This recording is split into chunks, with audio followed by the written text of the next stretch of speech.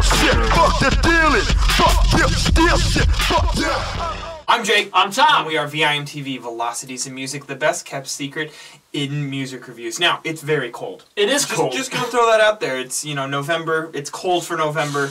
But because it's November, we get to listen to a new Death Grips record. We do. The third Death Grips record in 2 years. Actually, Government Plates is the name of the album we're going to review for you guys today. This is released 13 months and 13 days and 13 hours after their second record was released, No Love Deep Web. But Tom, we actually reviewed Death Grips' first record, which came out in early, kind of the first half of 2012, The Money Store. Yes. Did we like that album? We loved that album. Oh man, one of that our was like, favorites of the year. That had to be terrific. like 5 of those songs I still can't get out of my head, and it's been a year and a half. I still listen to it on a regular basis, honestly. It's really become an album that's very near and dear to my heart. And I think the reason is because Death Grips is really on the cutting edge of music. Not only just hip-hop and rap, kind of the, because they're an experimental rap group. Yes, they are. But I really don't think, well, you can take individual aspects of their sound and maybe point to some artists they draw influence from. I think they package it together and present it in a way that is entirely unique. Absolutely. And it's really moving that genre forward. Right,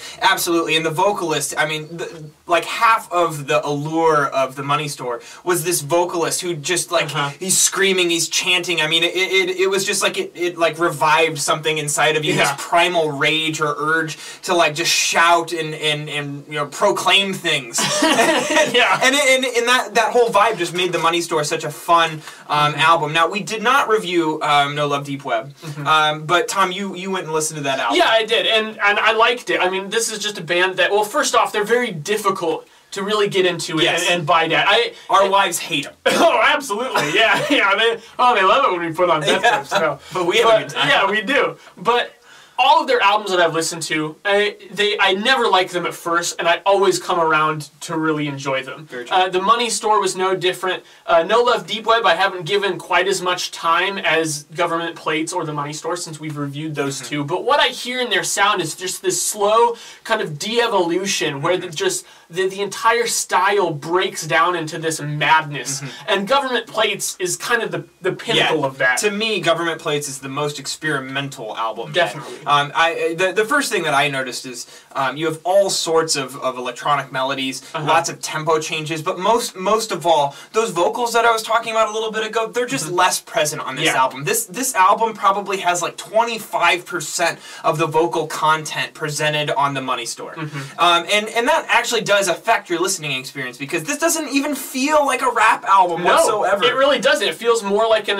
experimental electronica album, something along the lines of like Crystal Method, I think you absolutely mentioned. The Crystal Method comes to my mind, but I mean, like, they're all over the place with the compositions and the tempo changes too. The way that they structure these songs is very, very avant-garde, cutting edge. They're changing things up all the time throughout the song. A lot of synth melodies that go through tempo changes, and it just makes this kind of like swirling effect. And that it's easy to kind of get lost in. They do a lot of electronic melodies that go up and down the chromatic scale, and it's very fast paced. And then they'll transition from that into something that's just very, you know, washy and and broad. And it's just the contrast between every single part of each individual track is very, very stark. I think the most experimental track on this album is track 5, Birds, which is actually my favorite track. And that song, I mean, as you mentioned, it's the quietest song on the album. It is, and that's what really makes it stick out. And I think that its placement in the album is key. Right in the middle, you get this song that is in no way intense like the other Death Grips tracks are. Right. So it's this little break. It's also worth mentioning that it's one of the longer songs on the album. The last track is the longest, but Birds is the second to longest track. It takes up a little bit more time. It meanders a bit. It explores a lot of different territory in a way that the rest of the album simply doesn't. But what's kind of cool is that the tracks around that, several tracks on this album, are fairly short, just 2 to 3 minutes. And I think that works to Death Grips' favor because there's just less vocal content.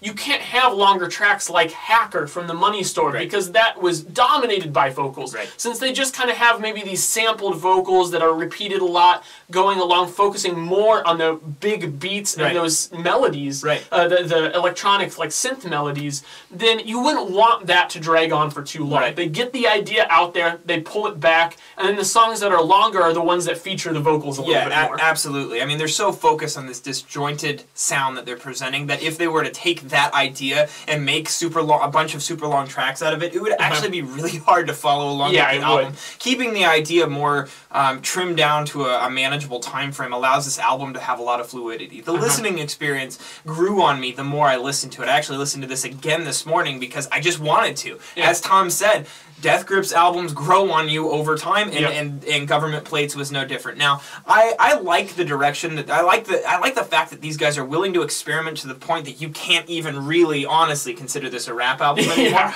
I mean, this to me was just experimental electronic music with an occasional hint of rap or just energy that the vocalist provides. But what they're going for, I think, is just it's so avant-garde. It's so fun. It's so cool to be part of this like listening experience that they're trying to create, and they're putting out this album's 35 minutes long, and to be honest with you, it doesn't feel short. It also does. It's like the perfect length. It really is. And they did a great job of sculpting the listen for that. Now, is this the most accessible thing ever? When I go back and think about their previous works, I'm definitely not putting this at the same level as The Money Store. That's just the way it is. The Money Store just, it hit on so many cylinders, and this is a different album entirely. It was meant to be a different album entirely.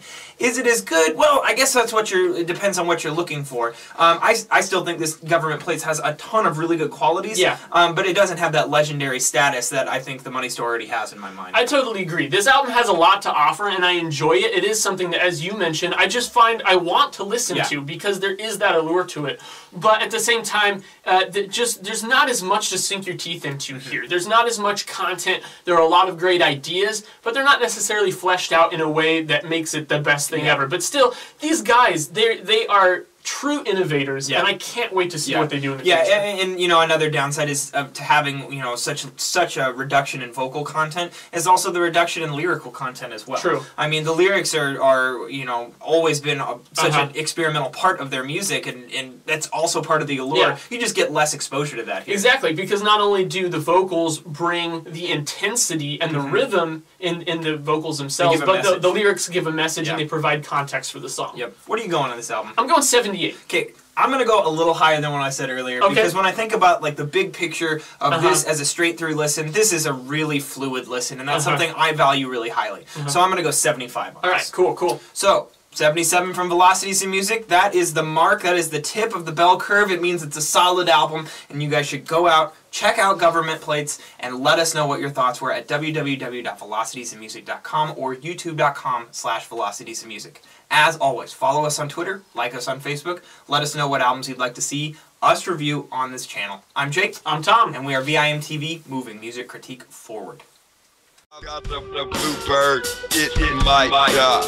It got wetted. I say raw. I'm not